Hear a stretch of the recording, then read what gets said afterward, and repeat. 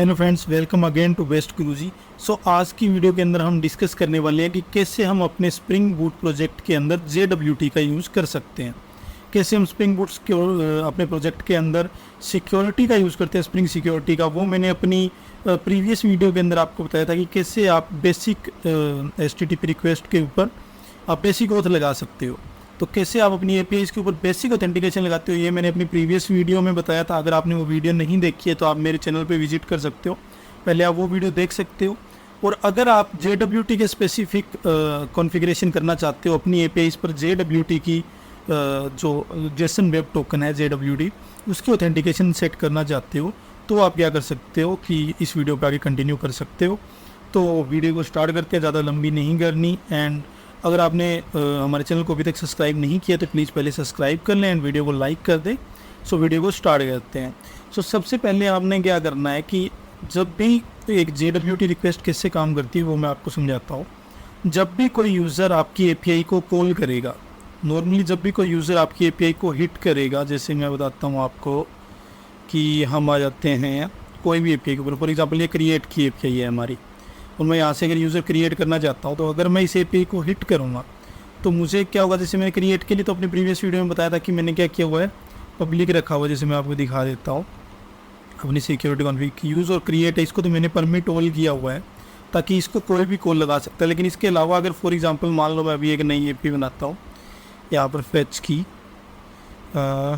User fetch, ये आप देख सकते हो। तो अगर मैं ये API बनाता हूँ, अपनी एप्लीकेशन को यहाँ से रन करता हूँ और मैं आपको दिखाता हूँ नॉर्मली। जैसे मैंने फैच की API बनाई है तो ये मुझे 401 अनऑथराइज्ड की एरर दे रहा है, क्योंकि अभी मैंने बेसिक जो स्प्रिंग होता है वो यूज़ की हुई है। लेकिन अब अगर मुझे इस API को कॉल लगाना है तो उसके लिए मेरे पास क्या होना चाहिए, एक जेसन वेब टोकन होना चाहिए, यानी एक JWT टोकन होना चाहिए। अगर मैं वो टोकन अपनी ऑथराइजेशन के अंदर यहाँ पर पास करूँगा, मैं जस्ट वीआर टोकन सेलेक्ट और यहाँ पर अगर जैसे आप ये देख सकते हो एक रैंडम टोकन मैंने यहाँ डाला हुआ है, तो यहाँ पर अगर मैं अपना रियल टोकन पास करूँगा एंड देन मैं API को कॉल लगाऊंगा तो मुझे क्या होगा, इस API की एक्सेस मिल जाएगी। नाउ अब हम देखते हैं कि ये टोकन हमें कैसे मिलेगा। जिस टोकन ये टोकन है, इसके बेस पे हम वैलिडेशन हमारी जो ऑथेंटिकेशन है उसको प्रूव कर रहे हैं। तो ये टोकन हमें कहाँ से मिलेगा, तो उसके लिए हम एक बेसिक लॉगिन API बनाएंगे जिसके अंदर एक यूज़र के यूज़र नेम और पासवर्ड हम पास करेंगे। एंड देन वहाँ से अगर वो यूज़र हमारे पास DB में एग्जिस्ट करता हुआ तो हम एप्लीकेशन से उसको एक टोकन रिटर्न करेंगे पर्टिकुलर उस API के रिस्पॉन्स में। एंड देन वो टोकन आप डालकर और कोई भी API को कॉल लगा सकते हो। तो ये हम इस वीडियो के अंदर करने वाले हैं कि कैसे हम JWT की सारी कॉन्फ़िगरेशन करते हैं एंड देन कैसे हम ये सारा टास्क आगे परफॉर्म करेंगे, वो कंप्लीट वीडियो में देखेंगे। ओके, सो हम क्या करते हैं, सबसे पहले हम अपनी जो स्प्रिंग बूट के अंदर हम क्या करेंगे, सबसे पहले अपनी JWT की कॉन्फ़िगरेशन के लिए हमें हमारी turn.xml में आना है और कुछ डिपेंडेंसीज़ है जो हमें यहाँ पर यूज़ करनी पड़ेगी। बेसिक डिपेंडेंसीज़ है जो हमें स्प्रिंग बूट के अंदर हमारी JWT को इंक्लूड करने के लिए यूज़ करनी पड़ेगी। तो मैं यहाँ पर सिंपली एंटर कर देता हूँ जो डिपेंडेंसी आपको चाहिए। तो ये जो 3 डिपेंडेंसी हैं ये आपको यहाँ पर यूज़ करनी पड़ेगी अपनी जेसन वेब टोकन को यूज़ करने के लिए। ये बेसिकली जेसन वेब टोकन के लिए डिपेंडेंसी है, और ये जो डिपेंडेंसी है वो आपके ऑब्जेक्ट वगैरह को डीसीरियलाइज वगैरह करने के लिए, डेटा को बाइंड करने के लिए आप यूज़ करते हो। एंड सेम ये भी जो है वो आप सर्वलेट का यूज़ करने के लिए यूज़ करते हो। तो इन 3 डिपेंडेंसीज़ की हमें ज़रूरत पड़ेगी अभी हमारे जेसन वेब टोकन को JWT को इम्प्लीमेंट करने के लिए। तो आपने ये 3 डिपेंडेंसी डाल लेनी है यहाँ पर और अपने मेवन को रिफ़्रेश कर लेना है। उसके बाद हम चलते हैं और हमें क्या करना होगा कि हमारे जो JWT टोकन है वो कैसे बनेगा एंड ऑन उसकी जो कॉन्फ़िगरेशन है उसके लिए हम क्या करते हैं, यहाँ पर एक क्लास बना लेते हैं JWT util के नाम से। ओके, इस क्लास के अंदर हम बेसिकली क्या करेंगे कि हम बताएंगे कि कैसे हमारा जो टोकन है वो क्रिएट होगा एंड हम टोकन के अंदर हमने क्या क्या डिटेल्स प्रोवाइड करवानी है, कैसे हम वैलिडेट करेंगे कि यूज़र जो हमें टोकन वापस API के अंदर हमें दे रहा है इनपुट में, तो वो एक वैलिड टोकन है कि नहीं है। तो ये सारी चीज़ों की जो भी हमने JWT के रिगार्डिंग टोकन के रिगार्डिंग जो भी काम करना है वो हम इस क्लास में करेंगे। तो इसको मैं एक कंपोनेंट क्लास बना देता हूँ ताकि मैं स्प्रिंग बूट के अंदर मैं इसको कहीं भी यूज़ कर पा। ओके, सो मैंने इसको, अब मुझे क्या करना है, इसके अंदर मुझे अपना जनरेट टोकन जो मेथड है सबसे पहले वो बनाना है। तो मैं यहाँ पर बना लेता हूँ public string and generate token. So इस मेथड से हम क्या करेंगे, हमारा जो टोकन है वो जनरेट करेंगे। तो उसके लिए हमें क्या चाहिए होगा कि हम क्या क्या हमने डिटेल जो है वो यूज़र की रखनी है अपने टोकन के अंदर। तो अभी के लिए हम रख लेते हैं कि हम यूज़र का यूज़र नेम रखेंगे अपने टोकन में, और हम यूज़र नेम के बेस पे वैलिडेट करेंगे यूज़र को। ओके, सो अभी मैं क्या करता हूँ कि अपने जो टोकन है उसको जनरेट करते हैं हम। तो हम क्या करेंगे, हम यूज़ करेंगे यहाँ पर JWTs का। ओके, सो JWTs, अब हम क्या करेंगे, इसका एक स्टास बिल्ड करेंगे एंड देन हम इसके ऊपर जो हमारी जो भी ऑथेंटिकेशन हमें सेट करनी है वो हम सेट करेंगे। तो हम सबसे पहले इसमें सब्जेक्ट को सेट करेंगे कि हमारा जो भी बेसिक सब्जेक्ट, मतलब जैसे हम यूज़र नेम के बेस पे ऑथेंटिकेशन कर रहे हैं तो यहाँ पर हमारा सब्जेक्ट जो होगा वो यूज़र नेम है।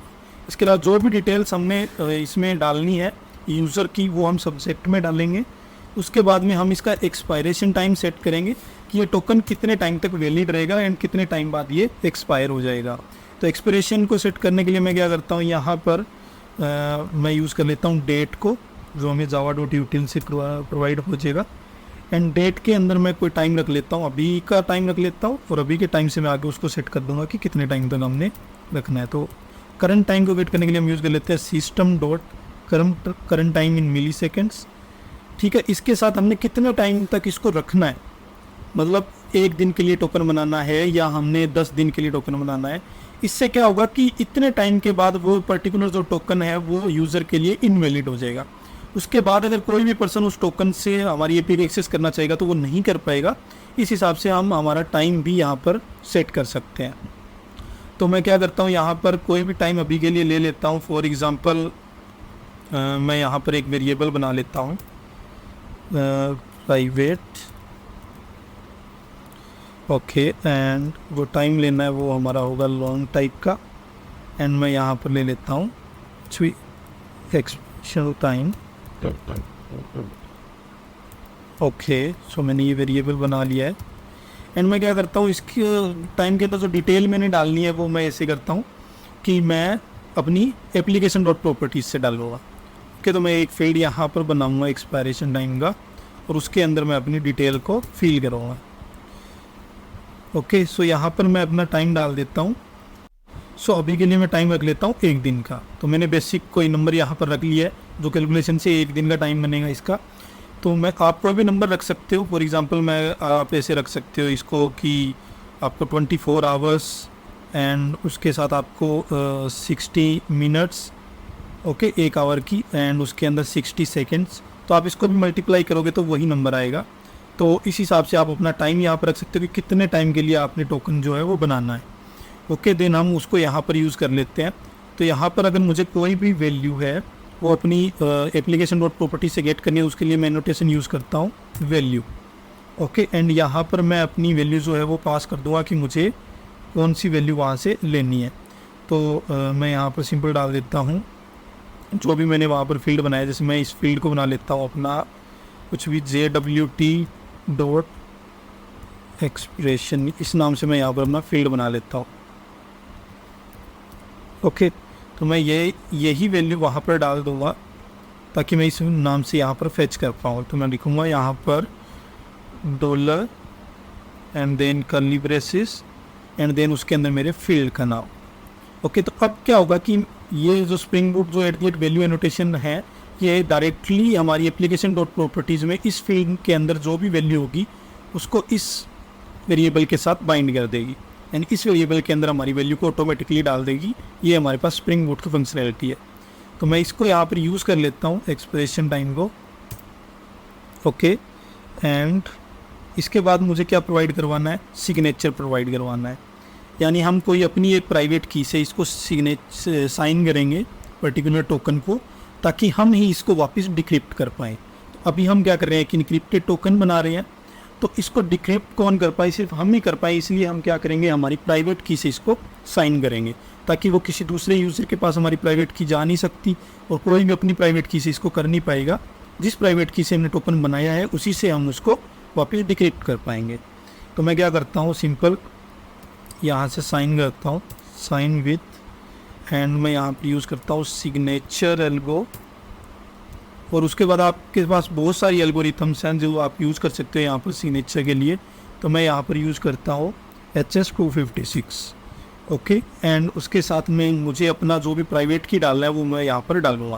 तो मैं उसके लिए भी क्या करता हूँ, सिंपली यहाँ पर फील्ड बना लेता हूँ प्राइवेट स्ट्रिंग और अपनी की जो मैंने नाम लिख लेता हूँ जिसका मैं सीक्रेट की। तो ये सीक्रेट की हमें ज़रूरत पड़ेगी जब हमें इस टोकन को वापस डिक्रिप्ट करके इसमें से डिटेल निकालनी होगी वैलिडेशन के टाइम। ओके, तो मैं इसको भी क्या करूँगा, अपनी जो कॉन्फ़िगरेशन फाइल है उसी में से लेके आऊँगा। तो मैं क्या करूँगा, अपनी कॉन्फ़िगरेशन फाइल में जाऊँगा एंड यहाँ पर मैं फील्ड बनाता हूँ JWT.secret नाम से, इसके अंदर मैं अपनी सीक्रेट की रखूँगा। तो अभी के लिए मैं कुछ भी इसमें रख देता हूँ वैल्यू, फॉर एग्ज़ाम्पल कुछ भी मैंने ABCD रख दिया अभी के लिए। आप अपनी जो भी की आपने रखना है वो आप रख सकते हो। तो अब मैंने उस फील्ड की वैल्यू मैंने वहाँ पर क्या रखी है, JWT.secret। तो मैं यहाँ पर भी क्या करता हूँ, डॉलर कर्ली ब्रेसेस एंड इसके अंदर मैं यहाँ पर रख देता हूँ अपनी वैल्यू की JWT.secret। ओके, सो इस टाइप से मैं अपनी वैल्यू को यहाँ पर सीक्रेट की के अंदर मुझे वो वैल्यू मिल जाएगी एंड मैं यहाँ पर उसका यूज़ कर लेता हूँ सीक्रेट की। ओके, एंड इसके बाद हम क्या करते हैं, जस्ट इसका इंस्टांस बनेगा और हमें रिटर्न हो जाएगा, उसके लिए हम यूज़ करते हैं कॉम्पैक्ट। ओके, एंड मैं इसको क्या करता हूँ, इस मेथड में रिटर्न कर देता हूँ। जो हमारी कॉम्पैक्ट बेसिकली क्या करता है, इसको स्ट्रिंग के अंदर हमारी JWT बिल्डर को रिटर्न कर देगा। ओके, तो ये यहाँ पर हमारा क्या हो गया कि हमने यहाँ से टोकन जनरेट कर लिया। अब क्या होगा, इस टोकन को जनरेट करने के बाद हमें और भी मेथड है कुछ JWT के जो हमें यहाँ पर बनाने पड़ेंगे। जैसे कि हमारा जो टोकन है उसमें से हमारा क्लेम्स निकालना, टोकन में से यूज़र नेम निकालना। तो हमें यूज़र नेम भी आगे ज़रूरत पड़ेगी ताकि हम चेक कर पाएंगे कि जो भी हमारे पास टोकन आएगा उसमें से यूज़र नेम को निकाल के एंड देन हमारी DB में वैलिडेट करेंगे कि इस यूज़र को एक्सेस है या नहीं है। तो उस चीज़ के लिए हमारे पास हमें यूज़र नेम भी निकालना होगा। हमें ये मेथड भी बनाना होगा कि हमारा टोकन एक्सपायर हुआ कि नहीं हुआ उसको चेक करने के लिए। ओके, और उसके अलावा हमारा टोकन है वो वैलिडेट है कि नहीं है, उस चीज़ को चेक करने के लिए हमें मेथड बनाने हैं। तो मैं यहाँ पर सिंपल बना लेता हूँ। हमने पहले जनरेट टोकन का मेथड बना लिया। इसके बाद मैं मेथड बनाता हूँ नेक्स्ट मेथड कि हम हमारे क्लेम्स को कैसे निकालेंगे। Okay, so public claims then extract claims नाम से मैंने यहाँ पर मेथड बना लिया। और ये क्लेम्स हम किस में से निकालेंगे, हमारे टोकन में से। तो मैं यहाँ पर टोकन ले लेता हूँ, जो इनपुट टोकन हमारे पास आएगा कोई भी API में उसमें से हम क्लेम्स कैसे फाइंड करेंगे।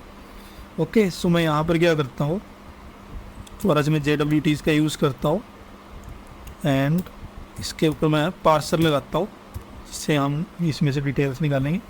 एंड उसके बाद में मैं क्या करता हूँ, सेट साइनिंग की, हम यहाँ पर अपनी साइनिंग की प्रोवाइड करवाएंगे तभी हम उसमें से डिटेल निकाल सकते हैं।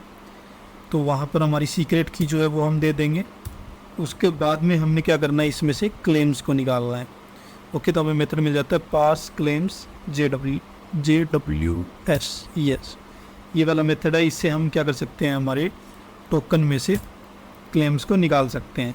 एंड डॉट गेट बॉडी करके हम इसमें से इसकी बॉडी के अंदर जो डिटेल्स है वो निकाल लेंगे और इसको यहाँ से रिटर्न कर देंगे। तो सिंपल सा काम है क्लेम्स को अगर आपने निकालना है कि उसमें क्या क्या डिटेल्स है आप। ओके, सो हमने यहाँ पर क्लेम्स को भी एक्सट्रैक्ट कर लिया है और यहाँ से क्लेम्स की डिटेल निकाल ली है। इसके बाद हमारा जो नेक्स्ट मेथड होता है वो हम बनाते हैं कि हमें यूज़र नेम कैसे निकालना है अपने टोकन से। ओके, सो उसके लिए हम मेथड बना लेते हैं पब्लिक, देन हमने यूज़र नेम हमारा स्ट्रिंग में आएगा तो स्ट्रिंग, और उसके बाद हम मेथड बनाते हैं एक्सट्रैक्ट यूज़र नेम। ओके, सो हमारे टोकन से हम कैसे यूज़र नेम निकालेंगे, तो हम इनपुट में क्या लेंगे, टोकन लेंगे हमारा स्ट्रिंग टोकन। एंड देन अब हमने क्या करना है कि हमारे जो टोकन है उसमें से हमने क्या करना होगा, सबसे पहले क्लेम्स निकालना होगा। क्लेम्स के अंदर हमारा सारा डेटा पड़ा होता है जो हमने यहाँ एक्सट्रैक्ट क्लेम किया है। तो क्लेम से बेसिकली सारा डेटा, उस डेटा में से हम अपना जो डेटा हमने पास किया, फॉर एग्जाम्पल हमने यूज़र नेम पास किया तो वो यूज़र नेम क्लेम्स में ही पड़ा होगा। तो हम क्या करेंगे, हम सिंपल एक्सट्रैक्ट क्लेम्स मेथड को कॉल करेंगे। यहाँ से जो हमने मेथड बनाया है इसके अंदर हम टोकन पास कर देंगे तो इससे हमें बॉडी मिल जाएगी। उस बॉडी के अंदर से हम क्या करेंगे, हमारा यूज़र नेम जो है वो निकालेंगे। तो हम उसके लिए क्या करेंगे, गेट, क्योंकि हमने यूज़र नेम यहाँ पर किस में सब्जेक्ट पे सेट किया था, तो हम क्या करेंगे यहाँ से सब्जेक्ट को निकालेंगे, तो गेट सब्जेक्ट। ओके, और यहाँ से हमें क्या होगा, हमारा यूज़र नेम मिल जाएगा। तो इसको मैं यहाँ पर रिटर्न कर देता हूँ, शो रिटर्न। ओके, सो ये हमने हमारा यूज़र नेम भी यहाँ पर निकाल लिया। इस सो फ्रेंड्स, इस पार्ट के अंदर अभी मैंने इसकी क्या हुआ है, जब JWT का नेक्स्ट पार्ट बनाया है जिसके अंदर आपको बची हुई चीज़ों का पता चलेगा।